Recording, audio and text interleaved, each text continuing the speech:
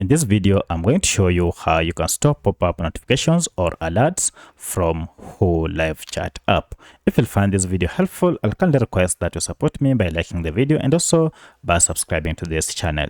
Alright, so if you've been receiving a lot of alerts from this app and you'd like to put an end to this, then the best thing to do is to go ahead and turn them off. To do this, just go and look for settings on your smartphone, and from settings, go ahead and look for the option called apps.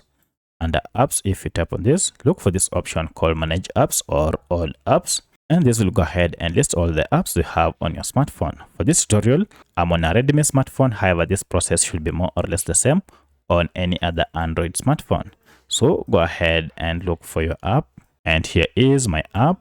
You can also search for your app using the search function here. Once you have found it, go ahead and tap on it, and you can see we are on the app info page. However, if you can't access this app info page, then let me show you a shortcut method to get here. For that, just go back and then search for your app, and you can see it is here. Then long press on it, and you can see now we have app info here. So at this point, look for the section called permissions, and under permissions, go to notifications here. Currently, you can see all these notifications are turned on.